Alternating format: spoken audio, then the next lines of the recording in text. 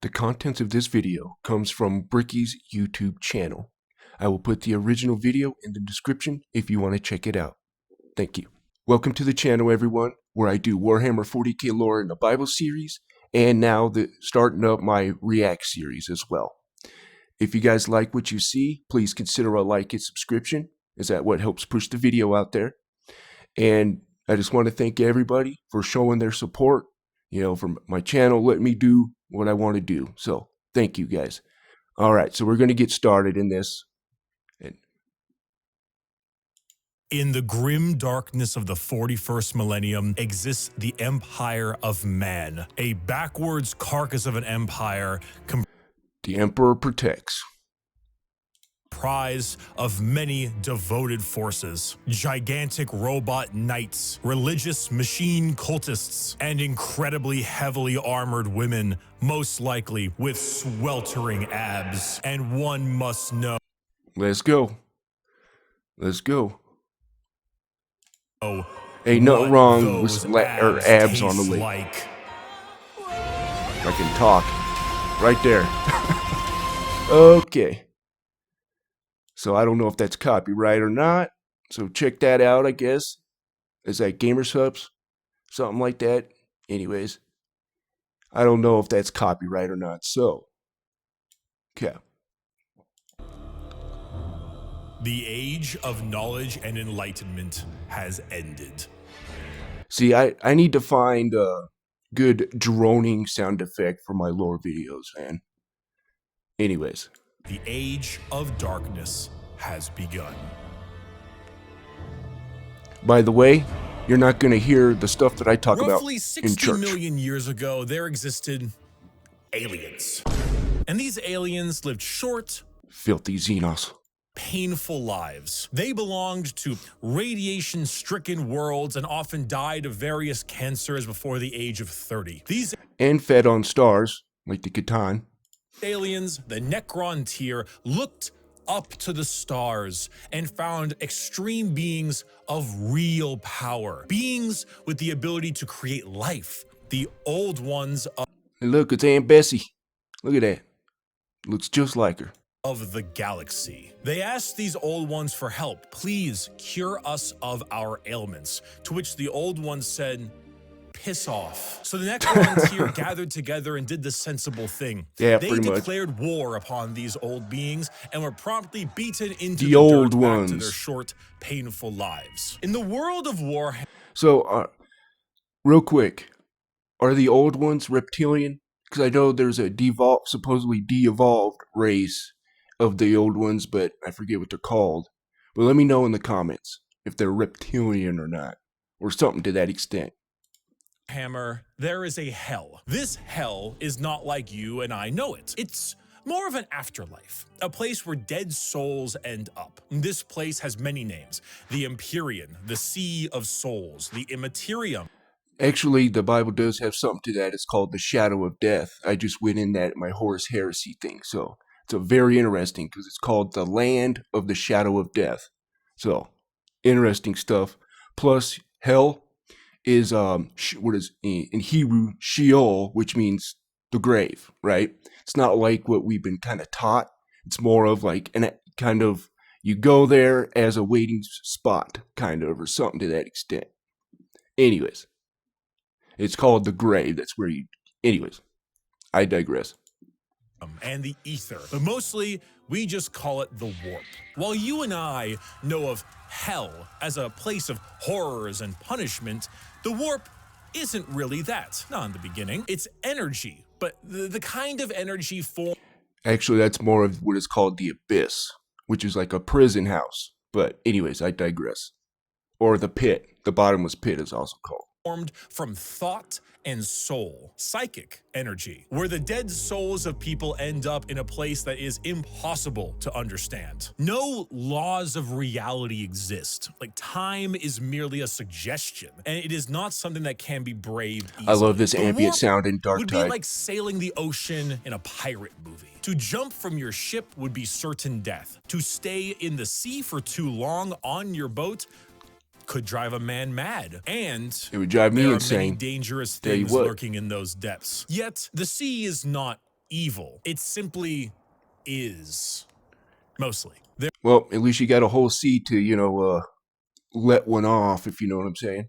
There are more malevolent beings in those waters. Areas that you do not sail You can't use a sock there, because you got to use those socks. towards. This would be known as the realm of chaos. The realm of chaos exists in the warp as a special area led by 3 chaos gods. Khorne, the god of combat, murder, and slaughter, with a pile of skulls taken in his name. What? Tzeentch, I'm sorry, guys. I don't think this is on. Nope. What am I doing? Sorry. Anyways. god of change, mystery, I knew and something was deceit, off. a confusing paradox of lies, schemes, and sorceries. And Nurgle, The Lords of god Change. of rot, pestilence, and Genshin The birdies. impact. All things rot in the end. And Grandfather Nurgle is waiting for you with open That's me in about 20 years. Because of all the stuff that I done to my body, my goodness.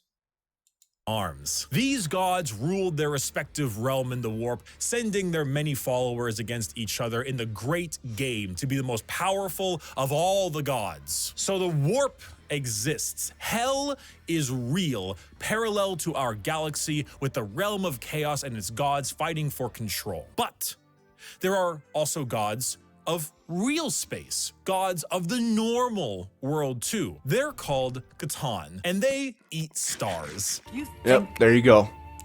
God stays in heaven because he too lives in fear of what he's created? These star gods saw the plight of our poor Necron tier and how the old ones cast them aside and said, you know what? You guys want immortality? Oh, we will make it happen. We are the gods of the tangible. But you gotta serve. Please and thank you. Of real space, we can give you a cure. So then they ate all their souls. Yeah. And turned them into robotic automaton, feasting on their souls and leaving a hollow shell of an... I think, that there was some old lore to where they were just like machines and didn't really have souls or something like that. I could be wrong on that, but I saw a few people online complaining that they wish it was the old lore. So, anyways, I digress. I'm kind of new. I've only been doing Warhammer 40k for like 2 years now, so I still got a long ways to go. I haven't even played a single Warhammer 40k tabletop game yet, mainly because nobody plays it, so where I'm at. Anyways. Plus, I don't have the money. That is technically immortal. With the power of an entire species' souls, they turned their new robotic slaves on the old ones and hunted them to extinction. The Necron tier, now the soulless, undying Necrons, got their wish at the price of their souls. But we can count the number of kind gods on an amputated hand. With time, the selfish star gods turned on each other, fighting one another. Hey, in a way, Nurgle is a kind god. He thinks he's giving his followers blessings. So, anyways. For more chances at glory and power. With this, the leader of the Necrons, Zarek, the Silent King, the man who doomed his species when he accepted this deal, waited, planned, bide his time until he seized the perfect moment and turned his legions of undead citizens against the star gods. I actually recently just did a video on Emotech the Stormlord, so if you want to check that out. It's about Baal and all that, so but they pretty cool. Be broken. So Zarek broke the star gods into thousands of pieces I have and a locked playlist, them away in Warhammer vaults, 40k taking their Bible. free will away as they did to them and sealed them away as basically Pokemon to be used as weapons in the future. Who's that Pokemon? Oh boy. Oh no. Okay. Boopity boop. Zarek then, with his perfect memory, exiled himself for his sins, flying out to the darkness between galaxies to atone for what he had done. This entire situation, the genocide of the Old Ones and the rebellion of Zarek, will go down in history as the War in Heaven. It is the most brutal war the galaxy has ever seen and ever will see. This was a conflict that took an entire galaxy-spanning species and pitted them against gods that ate stars. The Necrons, rather crippled from, you know, the War in Heaven, decided to go to sleep in gigantic tomb worlds on various planets until the upstart species of the galaxy died out. And so turns out, when you have a war that lasts tens, hundreds of thousands of years and involves the genociding of multiple species, the old ones of the galaxy, and the consumption of souls from an entire race, the warp gets a little wacky. You know, And if you had stronger. a kiddie pool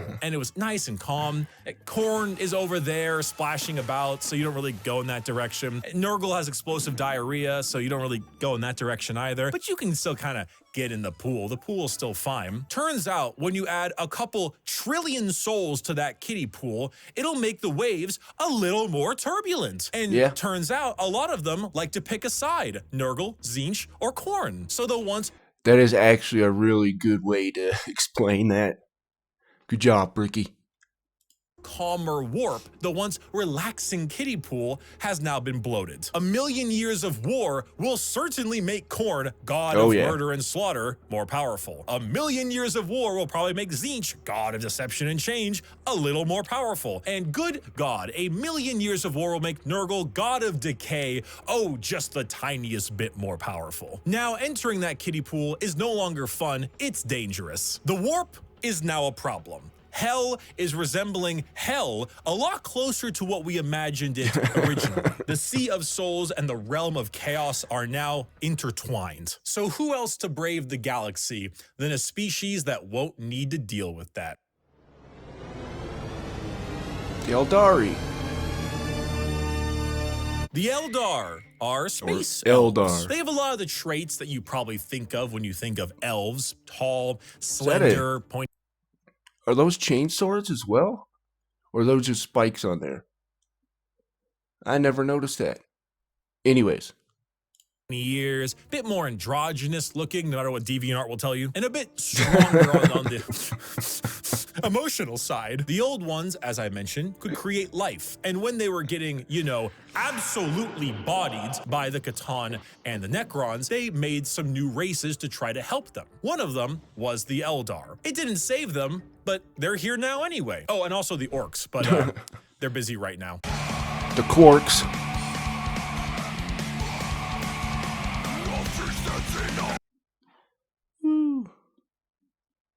Yeah, I don't know if any of this is copyright. Probably not. But I'm not going to take the chance.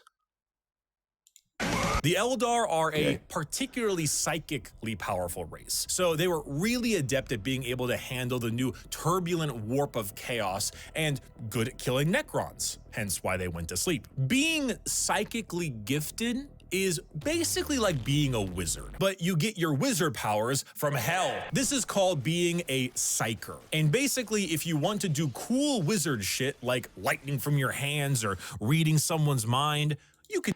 You know, in the Bible, it talks about how these people communicate with this land of the shadow of death and communicate with darkness. So, anyways, interesting stuff. Do that, but you siphon the energy to do that from the warp. Luckily, the Eldar are very good at handling this without too many negative effects because, you know, summoning power from the Sea of Souls with the new Chaos friends can be a bit of an issue. But Eldar are pretty good at it. And you see, what's really cool and also awful about Warhammer is that most developed species travel long, faster than light distances by going through that warp. They create a tear in reality to unreality and move through it. Faster than light travel?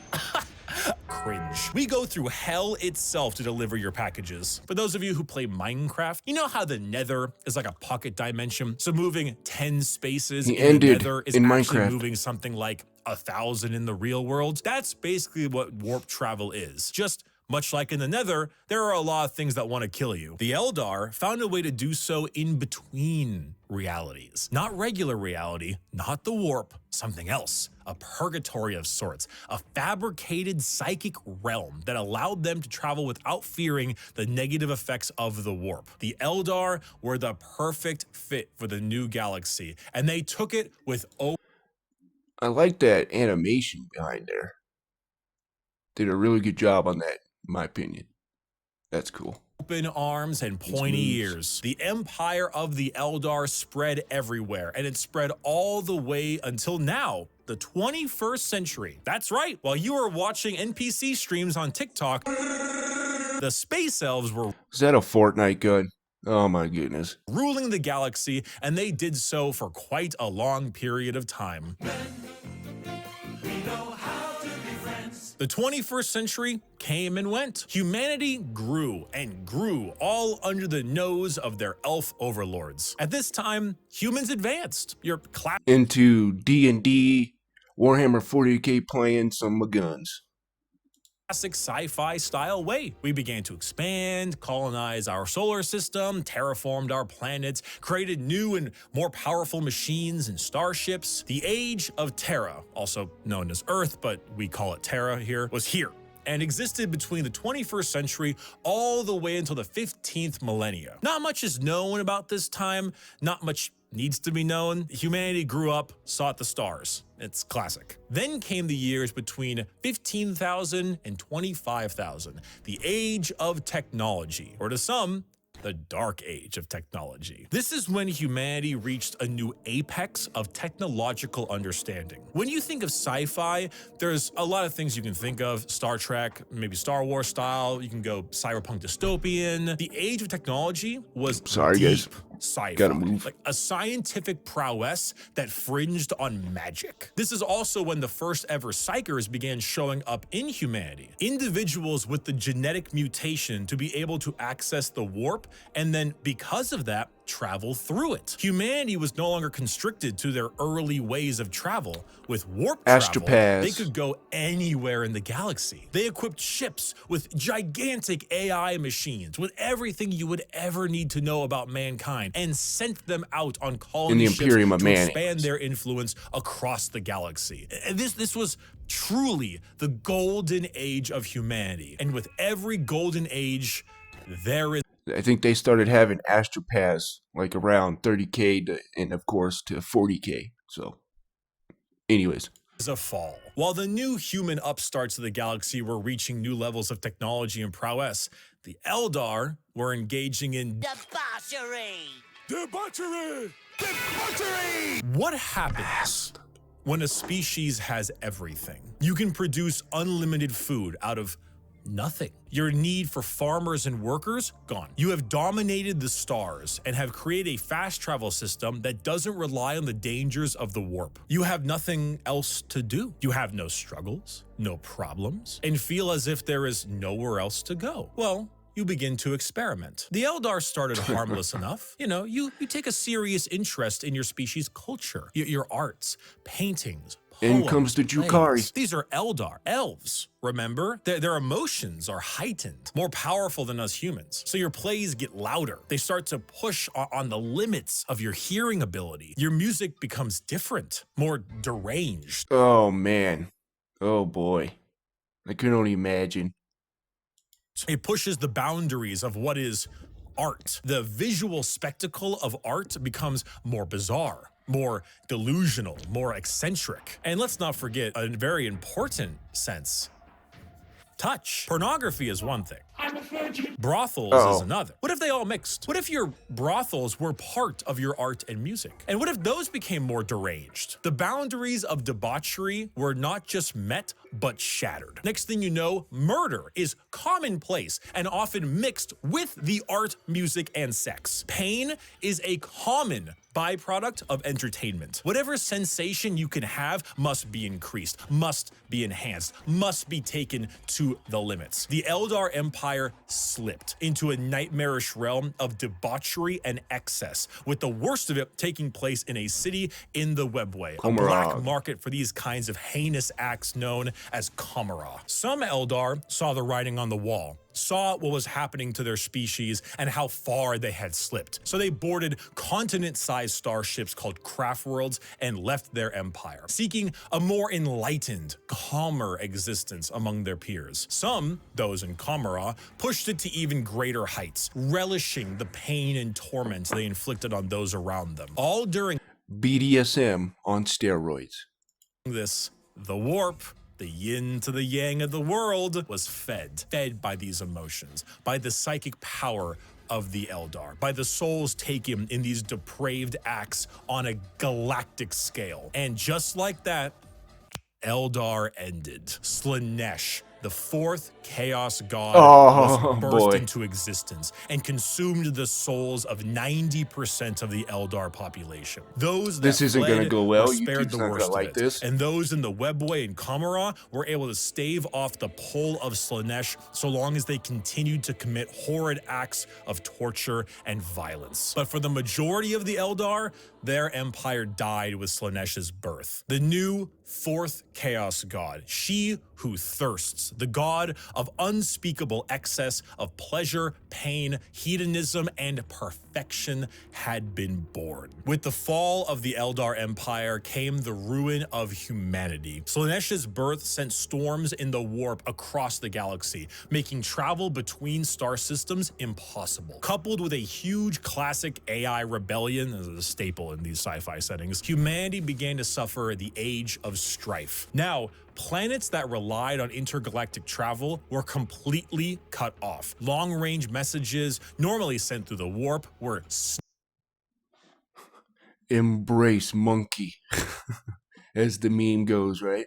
They de-evolved. snuffed out. If you were a planet that was great at mining stuff, but couldn't get food, well, you know that movie about the rugby players in the mountains? Oh, and because of these insane warp storms and fluctuations, psykers began to appear among the human population a bit more often. Now, this initially had them hunted down as witches, because that's pretty common in this setting, but some deemed it right to protect them. Unfortunately for those people, psykers, because they open a gateway to the warp, don't really know how to use their... And real quick, what's interesting about this Shadow of Death place, it says there's doors to it and gateways to it. And I brought it up in my last lore video if you want to check it out. It's called The Horus Heresy and the Fall. I also have a playlist called Warhammer 40k Lore in the Bible if you want to check it out. Basically, I use Warhammer 40k lore to help explain biblical lore, is the saying. So if you guys want to check it out, it's there. Their powers well, and they kind of attract demons, who then force their way through the psyker as a conduit of sorts and begin to slaughter the population of your planet. The Age of Strife was a catastrophic period of time for humanity and set back their progress tenfold over the not one, not two, but 5,000-year period. Just During a little, this time, Lord. the age of humanity that we know began to form. Nice. Worlds equipped with large mechs for agriculture began to equip them with weapons to defend from alien and demonic invaders. Over 5,000 years, this became a custom and tradition, dubbing them as night worlds, a feudal society of honor-bound knights in gigantic robots that uphold the chivalric code to defend their worlds and honor. A group of individuals on Mars, after radioactively bombing their planet to become inhospitable to human life, ran their entire lives underground on the few life support systems keeping them alive. Those technicians who could work on the machines and keep them operational were revered, and over 5,000 years went from skilled members of society to full-blown priests. The cult Mechanicus, or tech priests of Mars, formed in the ashes of the Red Planet with a religious fervor and doctrine on the cult of the machine god. And on Earth, or Terra, techno-barbarian tribes waged war across the planet in a Mad Max style of blood and gore, until finally, a mysterious man who lived in the shadows of Terra for millennia finally revealed himself to the populace. His name was the Emperor. He deemed The Emperor protects. himself the Emperor of Mankind. Where did he come from? I don't Nobody know. Why is he knows. 10 Where feet did he tall? come from? The most Where did he powerful go? psyker of all of Cotton Eye mankind? Joe. I don't know. Why is he basically immortal? I don't know. Where'd Cotton Eye Joe go? Oh. Who knows? But he's here, and he isn't happy with all of you ripping up Terra. So he began the Unification Wars. Oh my where goodness, he gotta and love a it. very Great early minds think version of the alike. famous Space Marines, the Thunder Warriors, reunited Terra under a single banner.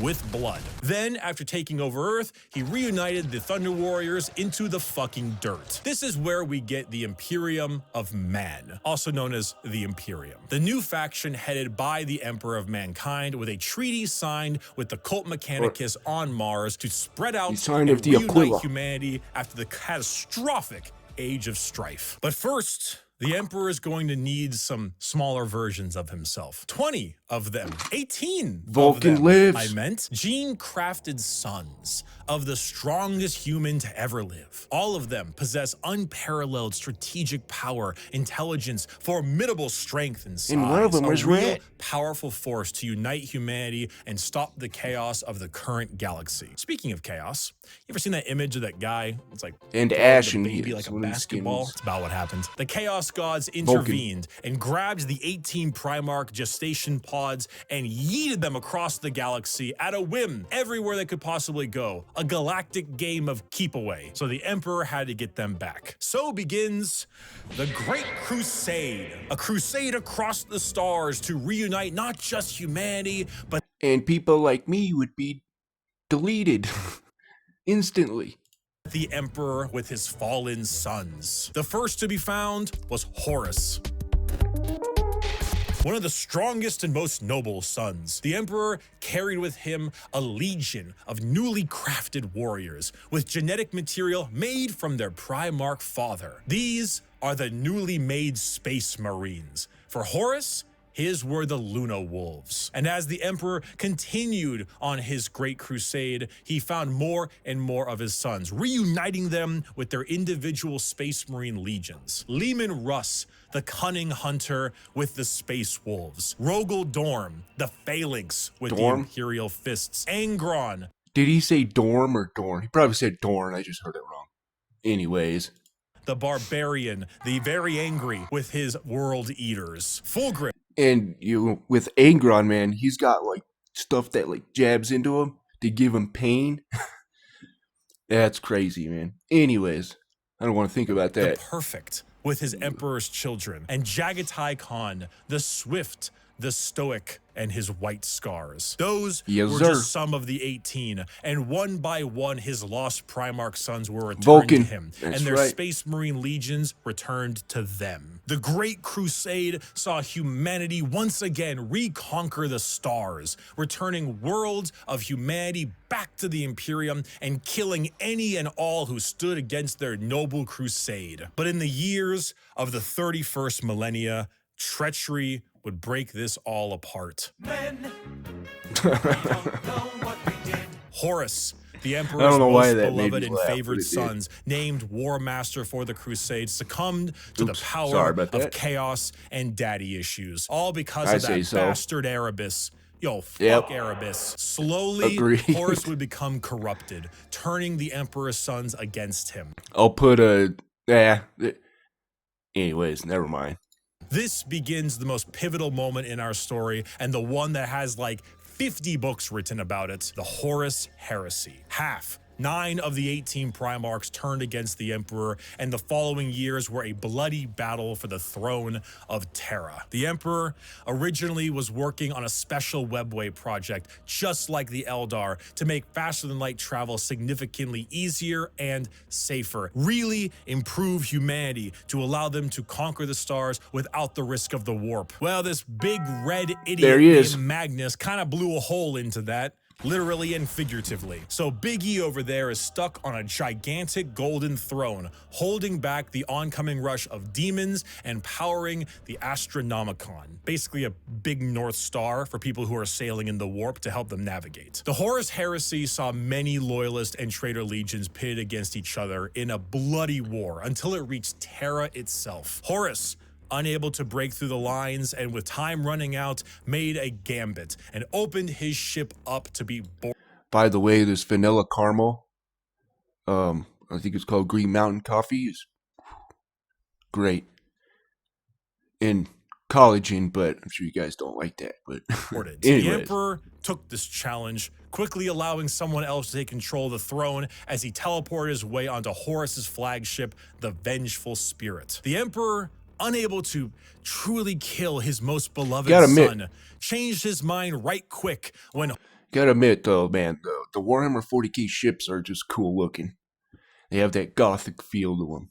Anyways. Horus strangled the life out of his other son, Sanguinius. Oh, no! I'm sure you've seen this image at some point. The Emperor then said, "I'm not gonna sugarcoat it," and proceeded to psychically blast Horus into complete oblivion, killing not only his body, but also his soul.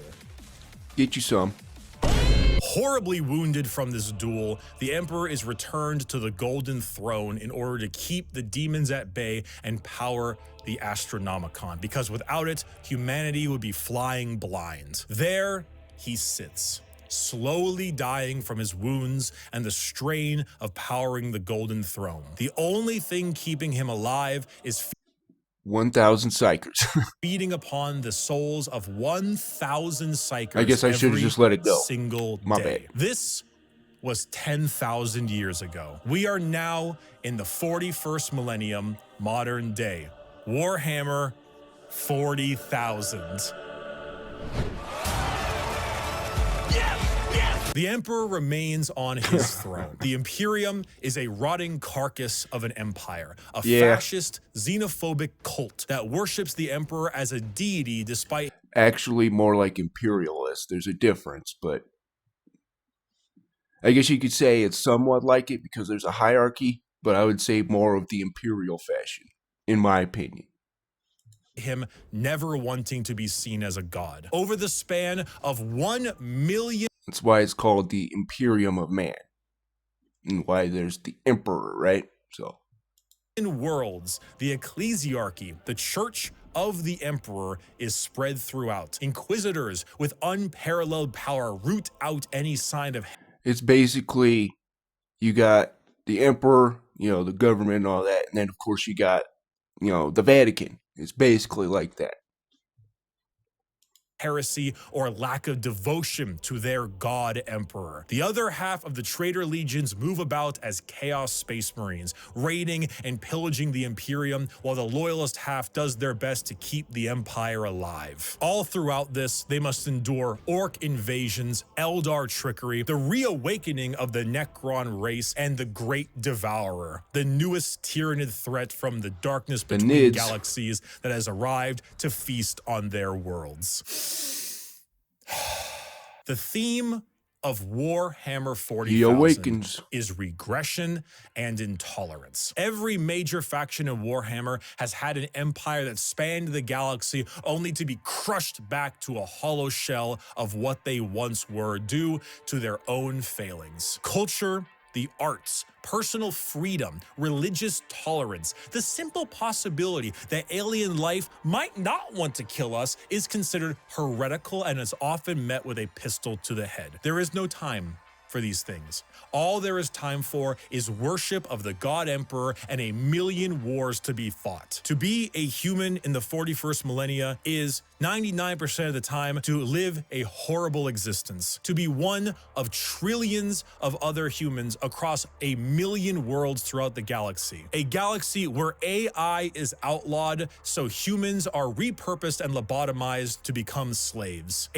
And what's interesting, there's a verse in Daniel that talks about that iron, they will try to mix iron with clay, which clay is usually used for humans, you know, the body and stuff like that.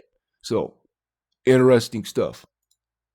A place where lack of devotion is met with death. And if you even have devotion, there is a good chance the threats to the galaxy, chaos, and aliens will kill you anyway. Warhammer is a world where you revel in being bad. There are protagonists, there are antagonists, but every faction is some shade of evil. Because playing the bad guys is always more fun. And my friend, you have a selection. So pick up that las gun, soldier, soldier, you and the other 3 million men and women in this single For the deployment Emperor. on this single world in this single battle will now show them the might of the God Emperor. That weapon in your hands has killed 99% of the alien populations in this galaxy. Unfortunately for you, soldier, you're fighting the final 1%. May the Emperor be with us. Glory to the first man to die, for in the grim darkness of the far future,